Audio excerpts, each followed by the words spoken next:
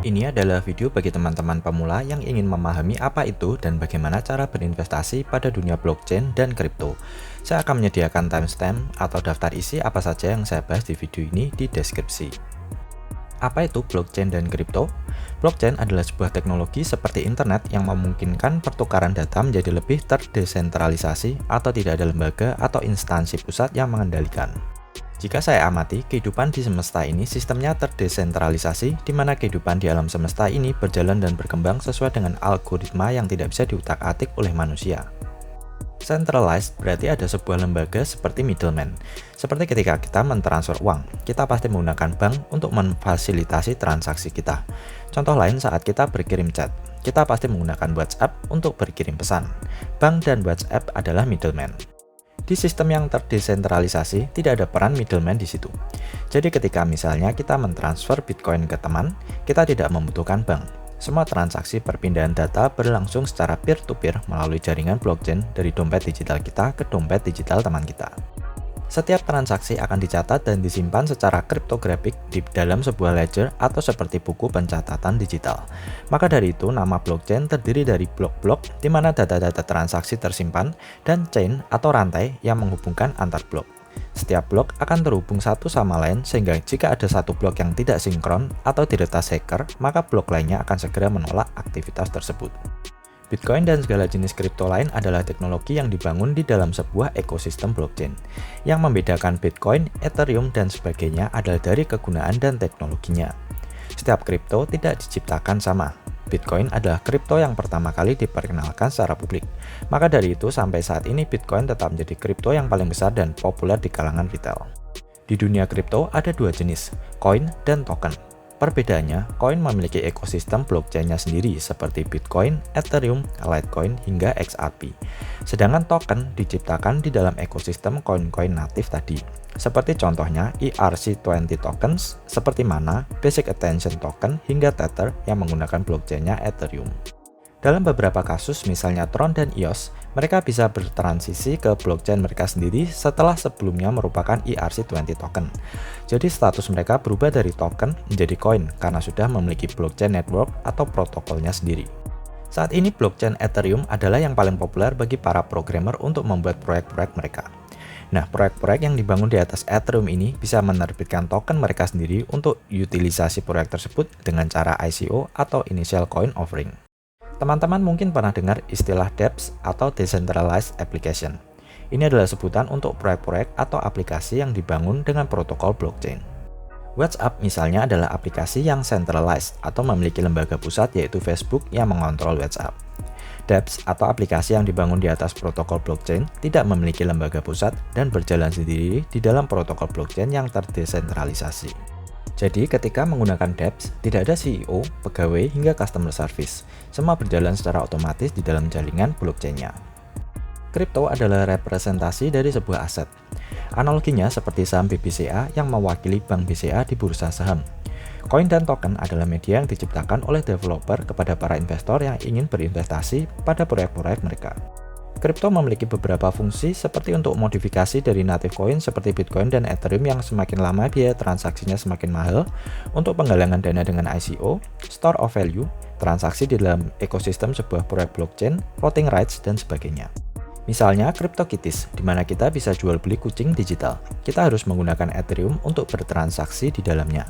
Lalu Decentraland, di mana kita bisa menciptakan dunia virtual. Kita harus menggunakan token Mana untuk bertransaksi di dalam dunia virtual tersebut.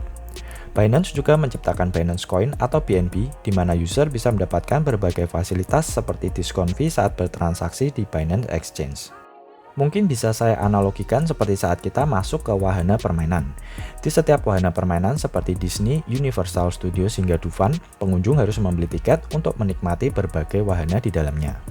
Nah, macam-macam wahana permainan bisa kita ibaratkan sebagai proyek blockchain, sedangkan tiket bisa kita ibaratkan seperti token, di mana dengan token tersebut kita bisa menggunakan dan menikmati segala fasilitas yang ditawarkan oleh sebuah proyek. Saat video ini dibuat, menurut CoinMarketCap ada lebih dari 4.587 kripto yang jumlahnya akan terus bertambah. Ada banyak sekali jenis dan proyek kripto, jadi teman-teman harus jeli dalam memilih kripto. Jangan sampai membeli kripto yang proyeknya tidak jelas dan berhenti di tengah jalan. Ini mengingatkan seperti dot-com bubble tahun 2000 yang lalu di mana saat internet mulai booming. Banyak sekali perusahaan teknologi yang melakukan IPO, tapi akhirnya banyak yang sahamnya turun gak jelas. Ada bermacam-macam kripto beserta dengan fungsinya masing-masing. Ada yang untuk melakukan transfer uang, ada yang untuk membeli item di dunia blockchain, ada yang digunakan di dalam blockchain exchanges seperti di bursa saham, ada koin yang membagi semacam dividen, hingga ada stablecoin atau koin yang pergerakannya stabil 1:1 dengan pergerakan US dollar. Ada beberapa kategori atau industri yang saat ini sedang trending, yaitu NFT atau non-fungible token dan DeFi atau Decentralized Finance. Sebenarnya agak susah untuk mengkategorikan kripto, karena satu kripto bisa berada di beberapa kategori yang berbeda. Non-fungible adalah sebutan untuk aset yang unik, hanya ada satu dan tidak bisa diduplikat. Contoh aset fungible itu misalnya uang. Kita bisa menukar uang 100.000 dengan 2 lembar 50.000 dengan orang lain. Kita bertukar barang yang memiliki standar nilai. Aset non-fungible adalah aset yang nilainya tidak memiliki standar seperti uang. Misalnya mainan atau koleksi kartu yang sudah kita simpan sejak SD. Aset-aset ini tidak bisa diukur dengan sebuah nilai yang pasti karena yang menentukan nilai dari aset tersebut adalah kita sendiri. Non-fungible token fungsinya untuk mentransfer aset-aset ini menjadi bentuk digital. Jika teman-teman memiliki atau membeli sebuah aset NFT, maka teman-teman akan memiliki digital right dari aset tersebut. Jadi di ekosistem NFT, kita bisa jual beli aset-aset digital seperti lagu, JPEG, footage, hingga lahan virtual. Industri atau kategori lain yang sedang naik daun adalah DeFi. DeFi adalah singkatan dari Decentralized Finance atau seluruh aktivitas atau aplikasi finansial yang terdesentralisasi. Di dalam ekosistem DeFi, teman-teman bisa menemukan banyak aplikasi untuk berbagai kebutuhan seperti lending, borrowing, staking, funding, hingga trading. Bitcoin sendiri juga bisa dikategorikan ke dalam ekosistem DeFi karena fungsinya untuk transfer value. Karena protokol atau program Bitcoin yang terbatas, maka terciptalah beberapa koin lain seperti Ethereum yang memiliki teknologi smart contract yang dapat digunakan untuk membangun aplikasi-aplikasi untuk mendukung aktivitas keuangan di dalam ekosistem blockchain. Kedepan akan ada banyak peran middleman yang dihilangkan dengan kehadiran teknologi blockchain seperti pinjam-meminjam, marketplace, asuransi, jual beli hingga KPR rumah, bahkan trading saham juga bisa dilakukan tanpa perantara. Semua dilakukan secara otomatis di ekosistem blockchain. Contoh kripto di dalam ekosistem DeFi yang bisa teman-teman masukkan ke dalam watchlist misalnya Maker, Ethereum, Chainlink, Aave, Uniswap, hingga Synthetix. Lalu bagaimana cara untuk menghasilkan keuntungan dari dunia kripto yang jumlahnya sangat banyak ini? Cara paling umum adalah dengan membeli koin atau token dari proyek-proyek yang menurut teman-teman bagus dan sudah berjalan. Contohnya Ethereum yang sudah terbukti teknologi smart contract-nya dipakai banyak developer untuk membangun proyek-proyek mereka. Jika menurut teman-teman platform DeFi seperti Decentralized Exchange kedepannya bakal menggantikan peran bursa tradisional, maka teman-teman bisa mencari koin atau token dari beberapa proyek Decentralized Exchanges seperti Uniswap, Synthetix, PancakeSwap, hingga OneInch. Kalau teman-teman yakin dengan masa depan NFT, maka teman-teman bisa membeli token-token dari proyek-proyek yang berada di kategori ini. Prinsipnya seperti di saham, semakin baik kinerja perusahaan maka sahamnya pasti ikut naik. Di dunia kripto juga sama, semakin berkembang sebuah proyek, maka koin atau token juga akan naik. Teman-teman juga bisa mendapatkan passive income dengan berbagai cara di dunia kripto. Misalnya teman-teman bisa membeli koin yang memberikan income hanya dengan hold koin tersebut, seperti NEO dan PIFX, di mana teman-teman akan menerima pendapatan setiap hari berupa gas token yang bisa dikonversi menjadi rupiah. Ini seperti menerima dividen saat teman-teman memiliki suatu saham. Teman-teman juga bisa menerima interest dari koin yang teman-teman miliki dengan staking. Dengan staking, maka koin teman-teman akan dikunci dalam jangka waktu tertentu dan sebagai gantinya, teman-teman akan menerima sejumlah bunga. Interest yang teman-teman terima bervariasi, ada yang 0, sekian persen hingga belasan persen, bahkan ada yang puluhan persen. Jika teman-teman lihat di Binance, maka di situ ada pilihan staking. Teman-teman bisa memperhatikan APY atau Annual Percentage Yield. Ini adalah proyeksi bunga tahunan yang akan teman-teman terima dengan staking koin tersebut. Teman-teman bisa staking di exchange seperti Binance, PancakeSwap, Uniswap, hingga Coinbase. Beberapa digital wallet juga menyediakan fasilitas staking. Ada banyak cara untuk membeli kripto. Walaupun kita bisa mining kripto sendiri, tapi saat ini cukup sulit bagi orang biasa karena mining membutuhkan spek komputer yang tinggi dan konsumsi daya yang besar. Cara paling mudah adalah melalui exchange seperti Binance, Bittrex, Indodax, toko kripto, dan sebagainya. Sebaiknya teman-teman membeli dari exchange yang track recordnya sudah jelas seperti Binance yang merupakan exchange terbesar di dunia saat ini atau Indodax, exchange kripto terbesar di Indonesia. Teman-teman juga bisa memilih exchange dari peringkat volume transaksi dan market share-nya. Cara melihatnya bisa menggunakan situs CoinMarketCap atau CoinGecko. Perhatikan juga kripto apa saja yang suatu exchange miliki. Saat ini exchange terlengkap adalah Binance yang menyediakan hampir semua koin dan token yang teman-teman cari.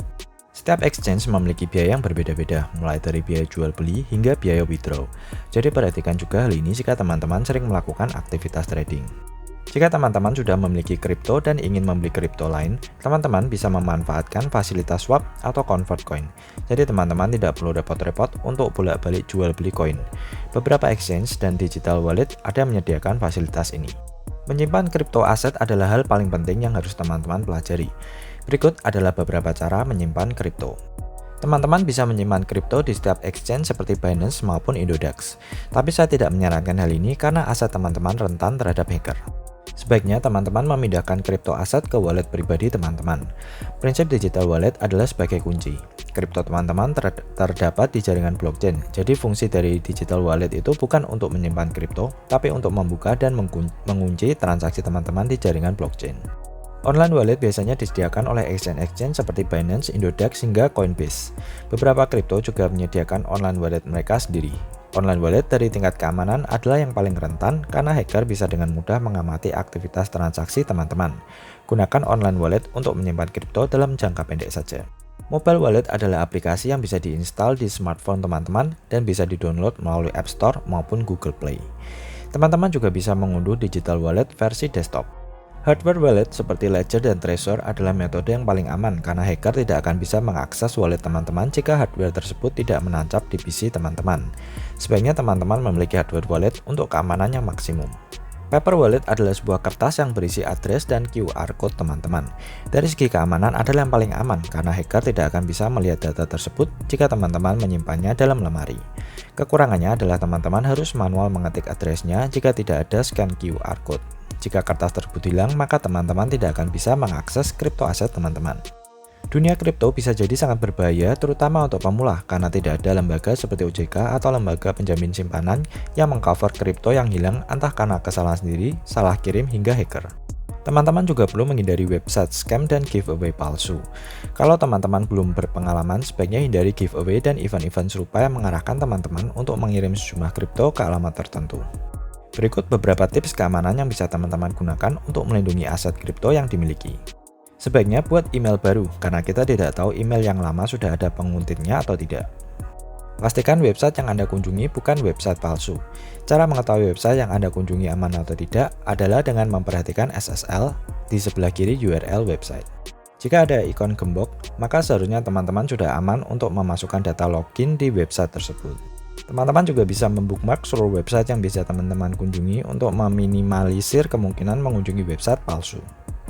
Hampir seluruh digital wallets dan exchange memiliki fitur-fitur keamanan seperti 2FA authentication, whitelist SMS, dan fingerprint. Wajib aktifkan opsi-opsi ini jika tersedia. Jika teman-teman ingin repot sedikit, maka teman-teman bisa memindahkan aset ke alamat yang baru setiap kali terjadi transaksi keluar wallet. Jadi misalnya setiap teman-teman baru saja mengirim Bitcoin ke alamat lain, maka pindahkan Bitcoin yang tersisa di saldo wallet ke alamat yang baru atau generate alamat baru. Hal ini akan lebih menyusahkan hacker untuk melacak transaksi teman-teman. Kripto berbeda dengan saham di mana kita bisa membaca laporan keuangan dan melihat kinerja perusahaannya di dunia nyata. Di kripto tidak ada laporan keuangan dan semua berjalan secara terdesentralisasi di dalam jaringan blockchain. Karena itu, salah satu cara untuk mencari kripto yang punya prospek masa depan adalah dengan memahami proyeknya. Apa yang ingin sang developer capai, solusi apa yang mereka tawarkan, dan apakah platform mereka berkembang dari waktu ke waktu. Berikut beberapa kripto yang paling populer saat ini. Ingat, saya tidak kasih rekomendasi, saya hanya memberikan ide. Silahkan teliti dan pelajari lebih lanjut seluruh kripto yang saya sebutkan di video ini. Seperti membagi portfolio saham, di kripto teman-teman juga wajib membagi dengan kripto yang resikonya rendah dan yang high risk. Bitcoin dan Ethereum adalah dua koin yang sangat tepat untuk pemula. Ini adalah dua koin terbesar saat ini. Para hedge fund hingga pengusaha seperti Elon Musk jika ingin berinvestasi pada dunia kripto pasti belinya Bitcoin. Kalau Bitcoin hanya omong kosong, Elon Musk, para hedge funds besar, Square, Visa hingga PayPal tidak akan berani ikut masuk ke dalam industri ini. Sebagai catatan, semakin besar sebuah aset, maka fluktuasi harganya akan semakin stabil. Dibandingkan beberapa tahun yang lalu, menurut saya pergerakan Bitcoin dan Ethereum saat ini cenderung lebih stabil atau naik turunnya tidak terlalu kencang atau volatile. Teman-teman juga sebaiknya coba membagi aset dengan kripto yang lebih kecil untuk memaksimalkan keuntungan. Kripto yang lebih kecil resikonya lebih besar, jadi manage resiko jangan sampai berutang hanya untuk membeli koin-koin yang proyeknya belum tentu berhasil. Sama-sama beresiko, tapi beberapa kripto berikut bisa dipelajari lebih lanjut.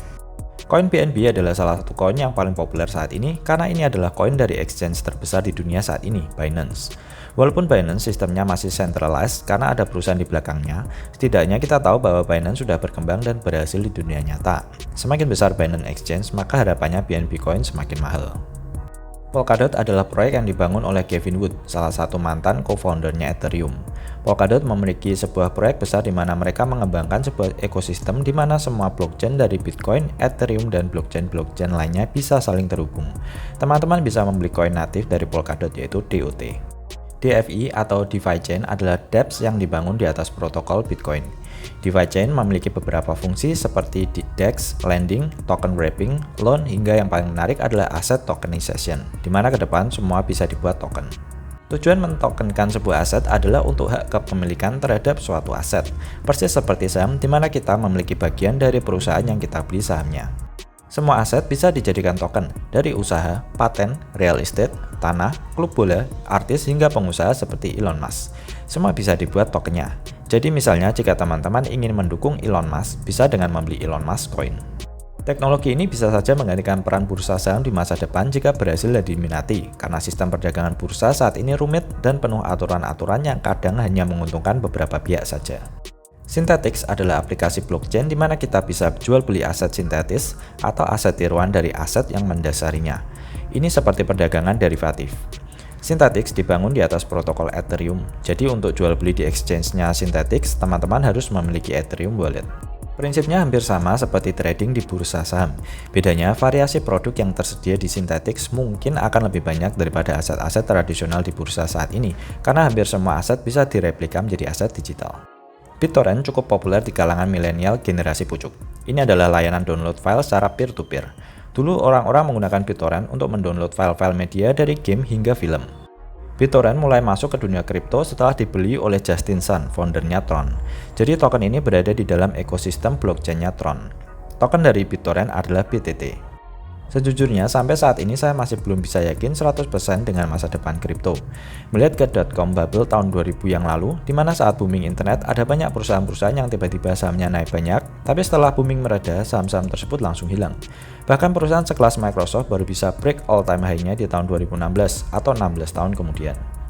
Mungkin dari ribuan kripto saat ini, besok hanya ada 10% kripto yang benar-benar bertahan dan berkembang.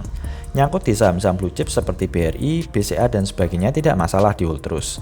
Tapi jika nyangkutnya di kripto kecil-kecil selain Bitcoin dan Ethereum, sebaiknya teman-teman pakai stop loss. Video ini mungkin agak terlambat saya buat karena sebagian besar kripto sudah naik banyak dan berada di all-time high-nya. Sebaiknya teman-teman tidak FOMO. Sama seperti nabung saham, perlakukan kripto sebagai investasi jangka lama. Jika ingin masuk banyak, sebaiknya tunggu hingga terjadi koreksi. Investasi di dunia kripto ini masih sangat baru dan penuh misteri, jadi jangan sampai teman-teman sudah nyangkut di saham, nyangkut juga di kripto. Saya sendiri sudah hold beberapa kripto sejak 2017, maka dari itu saat ini saya lebih santai dengan naik turunnya harga. Saya hanya tambah posisi ketika ada koreksi seperti di 2020 kemarin. Jangan lupakan investasi saham. Saya dulu di tahun 2017 terlalu berfokus pada kripto, sehingga melewatkan banyak kesempatan di saham-saham incaran saat itu. Saat kripto turun semua di tahun 2018 hingga 2020, saham-saham tersebut malah terus naik dan duit saya sudah terlanjur nyangkut banyak di kripto.